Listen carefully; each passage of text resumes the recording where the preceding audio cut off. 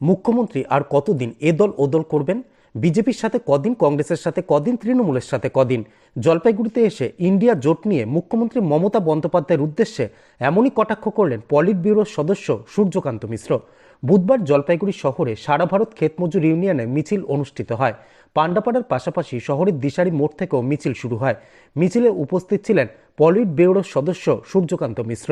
উল্লেখ্য, রেগায় বছরের 200 দিনের কাজ, 600 টাকা মজুরি, 60 বছর ঊর্ধ্বে গ্রামীণ গরিব মানুষের ন্যূনতম 6000 টাকা মাসিক পেনশনের দাবিতে সারা ভারত ক্ষেতমজুর ইউনিয়নের এই মহামিছিল অনুষ্ঠিত হয় শহর জুড়ে। মিছিলের শুরুতে ইন্ডিয়া জোট নিয়ে সূর্যকান্ত মিশ্র নাম না করেই বলেন, মমতা বন্দ্যোপাধ্যায় কখন কোন দিকে যাবেন তা কেউ বলতে পারে না। এদিন মিছিলের পর রবীন্দ্র ভবন ময়দানে সারা ভারত ক্ষেতমজুর ইউনিয়নের জেলা সমাবেশ অনুষ্ঠিত হয়। ডুমুরজলা থেকে মমতা ব্যানার্জি বলেছেন পশ্চিমবঙ্গে ইন্ডি জোটের সাথে তার কোনো সম্পর্ক নেই, তিনি একাই লড়বেন। কি বলবেন? লড়ুন না, কে না বলছে? ওকে কি বলবো? ওটা কি ওকে জিজ্ঞেস করবেন? উনি কতদিন এদিক থেকে ওদিক আর ওদিক থেকে এদিক করবেন? বিজেপি কতদিন, তৃণমূল কতদিন, কংগ্রেসের সঙ্গে কতদিন, এটা ওকে বলতে হবে।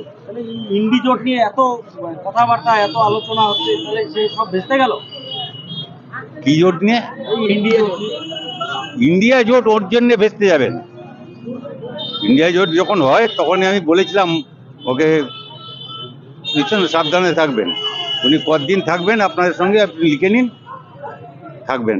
আপনার সন্দেহটাই সত্যি হলো? সন্দেহ তো অনেকের ছিল, কিন্তু আমরা সত্যি হলো কিনা জানি না, এখন দেখবো কি হয়। উনি কখন কোন দিকে যাবেন কেউ বলতে পারবে না। আমাদের সঙ্গে লড়াইটা একদিনও থেমে থাকে। লোকসভা ভোট সামনে, কি আশা করছেন এবার?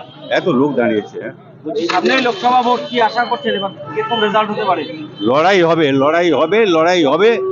বিজেপি সর্বোচ্চ ভোট, এই কদিন আগেও যে ভোট হয়েছে এত সব করে 40%, 60% লোক নির্বাচক মন্ডলী বিভিন্ন রাজ্যের ভারতের ওর বিরুদ্ধে আছে। আপনাদের কত পার্সেন্ট হবে? আপনারা এবার কত পার্সেন্ট? আমরা তো একটা অন্যদের সঙ্গে বোঝাপড়া করে করছি। আমাদের পশ্চিম বাংলায় বাড়বে, কোনো সন্দেহ নেই আমাদের।